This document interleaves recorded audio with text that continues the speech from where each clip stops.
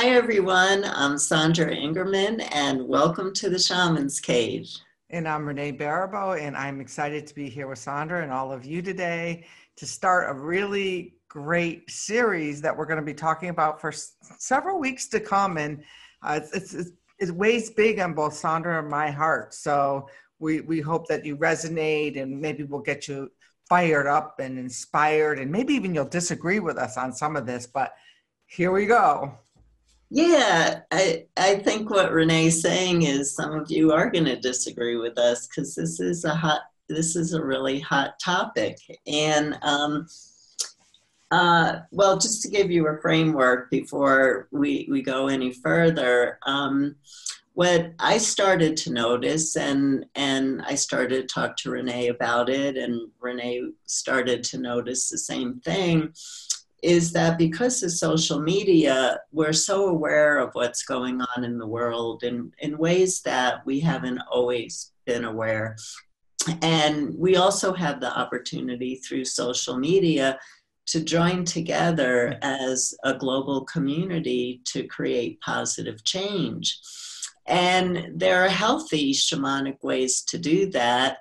And then there are shamanic ways to do that where you're crossing a line a little bit. And so I'd like to go back to the definition of power in shamanism. And where I learned this particular definition was from a student of mine who became a really powerful shamanic teacher himself and wrote a brilliant book, Claude Poncelet, who is deceased now. And Claude was a very well-known physicist. And he went to Washington. He sat on some of Clinton's committees. We're talking about a man who had sat in very high levels of working with climate and energy. And Claude's definition of power was that power is the ability to create positive change. Power is the ability to create positive change. And so how we think about power oftentimes in the Western culture is manipulation, that we can power through something. We can make something happen. You know, oftentimes that's our framework instead of working with power to create positive change. And so during the unbelievable, horrifying fires in Australia, where, I mean, some of the statistics there, they contradict each other, but some of them are 1 billion nature beings died, people in their horror, in their absolute heartbreak, wanted to come together to do good. And of course, we always want to follow our hearts. But basically, what happened on social media was people came together and started to make statements that we must claim our dominion over the elements. I mean, saying statements like that. And we must force the elements, and we must tell the elements what they must do. And that went straight into manipulation. And that is not, that's not, I don't want to say it's black magic, but it's dancing on that. I mean, it's dancing on that. That's just the truth. I'm sorry, it's the truth. Shamans work with the elements. They don't force, they don't take dominion over, because the elements are seen as kin and are seen as family. And so what Renee and I would like to do is to lay a foundation about manipulation, over working with power with, and then moving on to start creating relationships so that we can understand that power is power with, not power over. And Sandra and I are really aligned in this view. The recent research that I'm really doing is looking at how this dominion, this idea that we had power over started. And so we go back about 12,000 years, and I'll look to the first place that this happened, and here comes Sami with her tail, is that when we moved from hunter-gatherers into an agricultural society, what happened was we started to we started to become more domesticated, and that we moved inside. And with our move inside, we put doors and wind eyes. They called them wind eyes, windows onto our homes. And as we closed out the elements, we all of a sudden somehow we became this idea that we were way more powerful, because look at now we could close them out. So that was like the first move to thinking that we had power over nature. And, since then, we've become way more sophisticated in our technology. And so now we think that this technology that has, now is at the pinnacle of society, has really given us a real false, almost demigod sense of ourselves, that we can fix this too. And so, this is just this idea. When I was teaching on the Shift Network, at the end of a class, I was talking about something. Somebody asked me how I could use this west wind to, heal what was going on in Australia.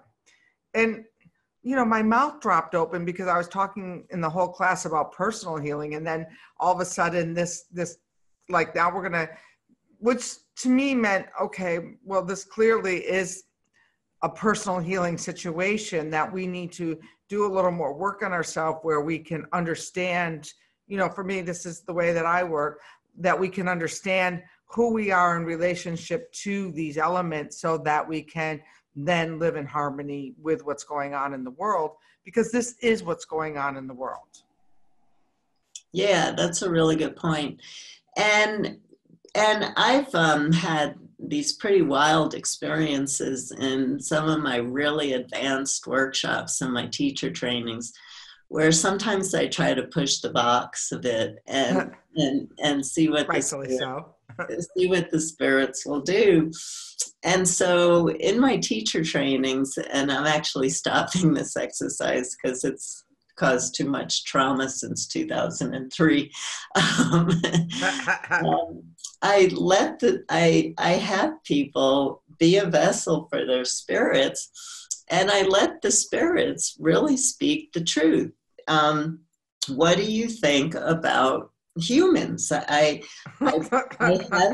have groups come together in small groups and sit, and they channel their spirits, and they talk about humans. The exercise, I was inspired to do this exercise based on the old Roman and Greek stories of the gods sitting in the upper world looking down on humans and down at Mount Olympus, huh?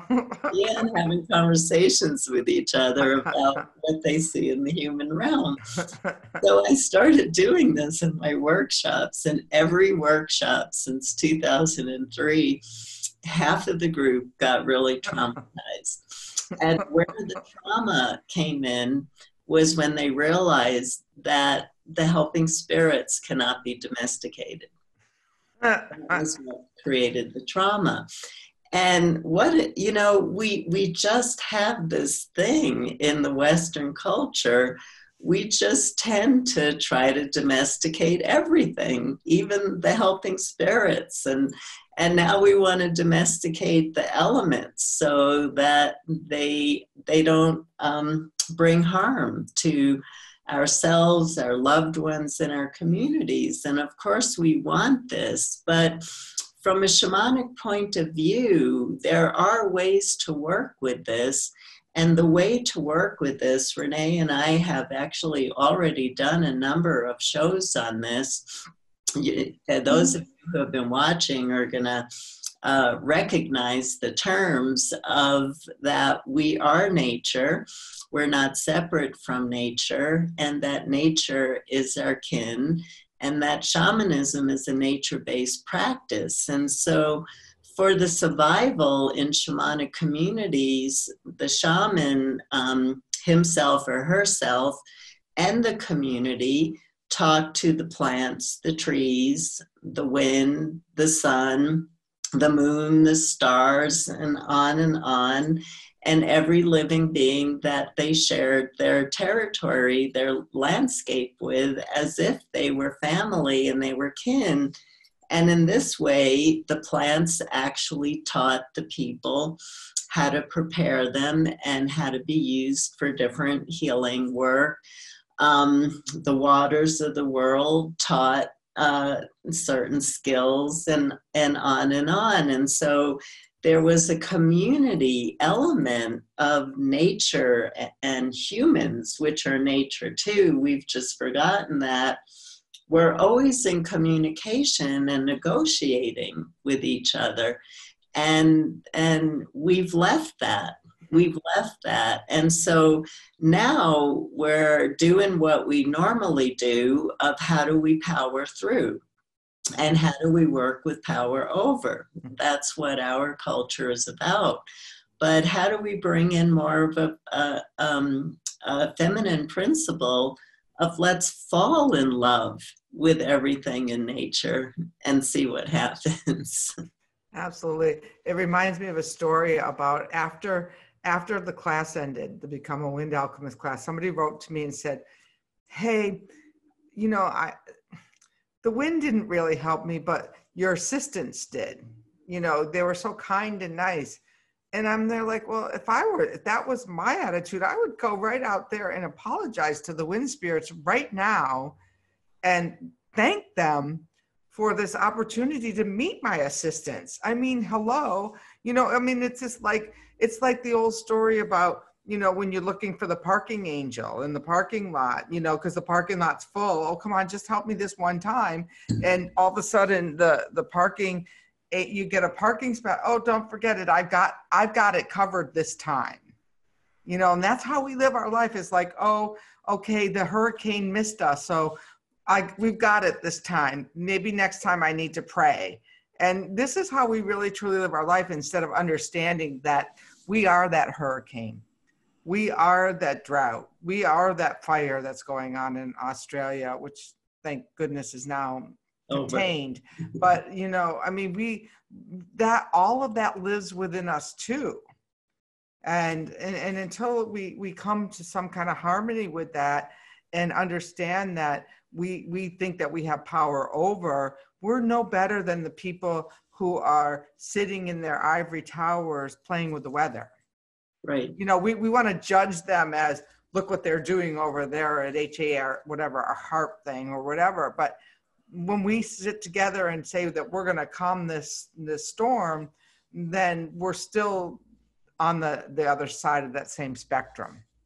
Yeah, and the other side of that, which I think many of you are aware of, is there's enough research on weather that if you do, whether the government or whether a shamanic community creates some kind of change in the weather, there are huge consequences, because another part of the world is going to get a change in weather that is not positive for them, that wouldn't have happened if weather control wasn't happening on another part of the world. And so it's that butterfly effect of, you think that you made a change that is incredibly isolated, but that change actually affected the weather patterns everywhere in the world. And so now we don't know, with the new storms and everything that's happening, you know, what got stimulated from starting to move elements. And this is an old classic shamanic teaching. And, you know, we do have, like in the Hopi tradition, for those of you not familiar with the Hopi are a very ancient people who have an amazing amount of knowledge on how to live a life of harmony. They still live in their very old ways. They never let casinos into their reservations. They still live their old ways. They're very, very poor. They have really nothing. And they live in perpetual drought, and they're really dependent on corn and squash and beans for their food. And so they have their rain dances that they do. But again, their rain dances that they do are not to manipulate. The rain dances that they do are to show respect and to ask the rain to help the people survive, not to try to manipulate the rain. And so they're really known. They have very well-known ways of working with creating rain when they need it. But again, it's around a relationship. There's a relationship with the rain. And so that's what Renee and I are looking at doing, is doing some shows where we start to explore our deeper relationships with the elements. And as Renee said, those storms are also us. And what I always share in my workshops is that we are made up of earth, air, water, fire.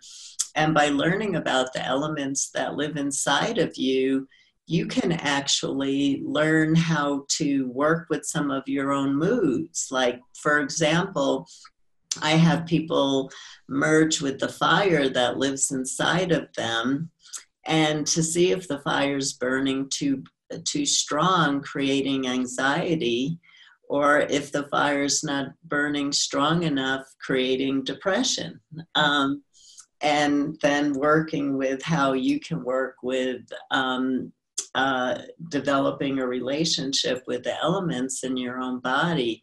So this is a really rich topic that Renee and I really feel can give a lot of personal changes, because you'll be learning about the elements that live inside of you and how to create allies with the elements around you.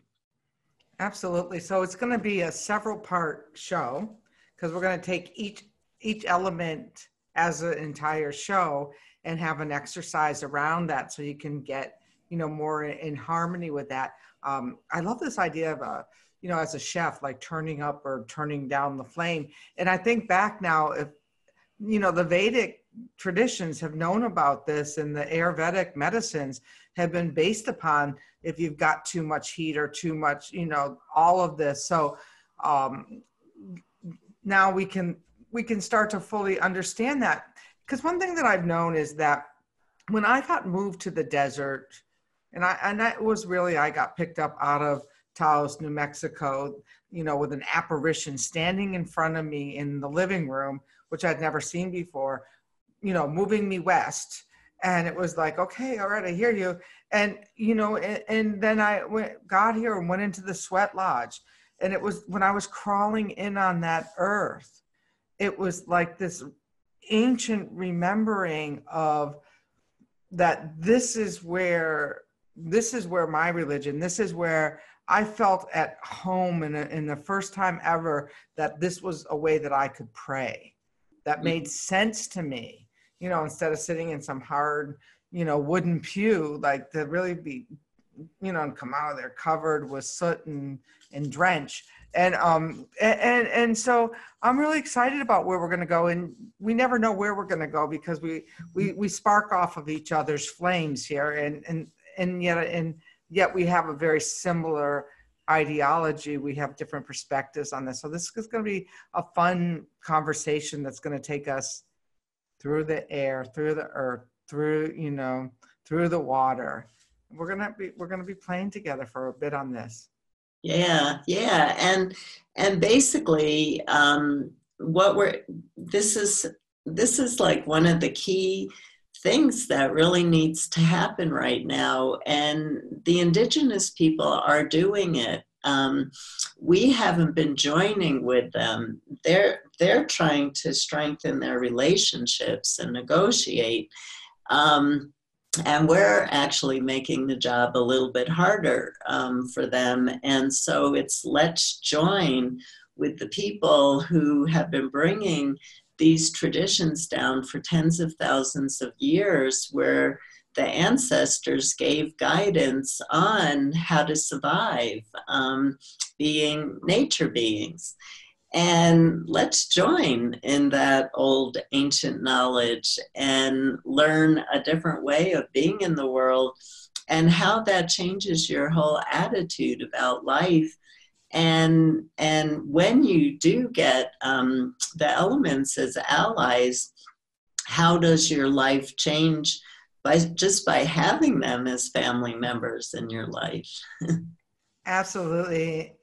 And then when I did finally get to the desert, I'm there like, well, why did Spirit put me here? There's a lot of rich people here and, you know, palm trees. And then one day I was driving down the road and the mountain grew in me. And it's had a hold ever since. Like, I can go visit the water and I can go do these things. And I do believe that there's a certain amount of community here. And I think we cannot have this conversation without looking at the technology that has, again, this, like the same idea about moving indoor with the wind eye that we could close out. We've got this idea that technology is connecting us. Well, truthfully, I believe technology is disconnecting us, and that some of the work that we need to do in order to get more in relationship with the elements is to get back home, get back with your neighbors. You know, what are your neighbors concerned about today? You know, mine are voting for the next HOA association, but, you know, and then I thought, like, well, why didn't I take responsibility for that? You know, why do I just think that I can just, you know, live lackadaisical and not have any input into my community? This is where I live. And so we can get so caught up in this idea that I'm connected to this World Wide Web. And I believe we are. And we need to come back to the tree in our yard. And I don't know if Sandra knows, but I've been really talking about the tree you've had me connect to. And how, like, for a year now that I've had this tree, and some days I just walk right on by the tree. You know, the tree's not moving, and I just walk by, and then I'll be halfway down the block. Oh my God, I forgot to go say hello to my tree. Right. So I'm really going to see how this is going to deepen my own personal experience as we go. Yeah. No, it's a really important topic, and of course we need to acknowledge that there's an evolutionary process going on too, with the earth changes that are going on, and they're natural. We're evolving, and think of all the bugs and viruses and bacteria that are dying because we're evolving. You know, we have our own little living units here, and things aren't surviving because, you know, we're getting our health together and moving into another place. And so the earth has always changed, just like we always change. And there's a part of this that's just really natural. And part of it is, how do we, and this would be another great show for us to do at some point, Renee, of how do we hold ourselves and stay peaceful during this evolutionary process where we will be seeing heartbreaking events happening, and so that we can be more peaceful, so that we don't move into places of manipulation, because we will have a deeper understanding. Being so connected to nature, we'll have a better, deeper understanding that what's happening is the natural process of death and rebirth, which is another very important place for us to come to consciously, especially now with what's happening on the planet. Absolutely. And, you know, I couldn't agree with you more on that. And knowing, what I always tell people is, remember, you chose to be here right now at this time and place. Yeah. And, you know, some people are saying, oh my God, I didn't mean to sign up for this, and they're leaving. And, you know, if you're not going to be part of the solution and you need to go, adios. Because what we need now are people who can step in and say, oh yeah, you know, whenever I was in that evolutionary cycle of mine, I decided I wanted to be, you know, on the world in 2020, as it, you know, in the Quechua terms, Pachacuti, turning over. And what I believe we're turning over is everything. And we want to turn it over in a way that looks domesticated, as Sandra would say, to us. But it's not. It's turning over. We're turning time over. Everything's turning upside on its head. And, you know, think about, you know, when you really take a drawer, this is a good visionary. Take out a drawer take your underwear drawer out and flip it over, right? And all of a sudden those socks you never wear are on top. And that's what's going on. Nothing that we have, like, that we can put in our current consciousness to direct. We will have to wait and see. And the best way to do it for me is to show up present for each and every day and ask, how can I be of service to this experience? That's beautiful, Renee. That's really beautiful. Yeah. I think it's just because when I was away for a few weeks, I had emptied out my sock drawer and everything, and I like threw it all back in there today. Now all the unworn socks are at the top. That's great. Yeah. So I think we have an exciting adventure that will actually create a lot of change, and I'm really curious to see what happens for our community. And then our community we do have the Facebook community, then our Facebook community can come together in a whole new way, talking about building strong relationships with nature and how that allows us to step into a different dimension of life, which I promise you it does. And you will be so happy to know about this work, because all of a sudden your perception of the world and all the issues that are going on are going to change in a way that brings you to a place of surrender, acceptance, and peace, so that you are free to contribute in deeper ways to yourself and to your community.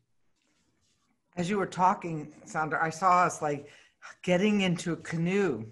Like, come on and get into this canoe with us. And all of a sudden, when I said that in my mind, everyone started, who's ready for this journey, is piling in with us. And, you know, we're going to, you know, we're going to paddle upstream and see what else there is for us through this. So I'm very excited about these next few weeks. And like she said, stay with us over at the Shamans Cave over on Facebook or the Shamans TV, and sign up to get our emails in case you don't want to miss any one of these next 5 episodes? I think it'll be 4 or 5. I can see us adding a few. I know, and they're like, well, how can we talk about all this stuff if we don't talk about technology, which I think is really important to talk about as well, like where we've advanced to. So stay with us. We've got a lot going on in season 2, and we're really excited to be here sharing it with you. That's right. And we're riding the waves right along with you. There's nobody out there riding this wave alone. Trust me, we're all with you in this. And so we can support each other. So blessings to all of you. And I really appreciate all the support that Renee gives our community in the brilliant work that she does on Shamans TV and on the Shamans Cave Facebook post. All the work that you bring us to on these pages is really important and beautiful too. So thank you.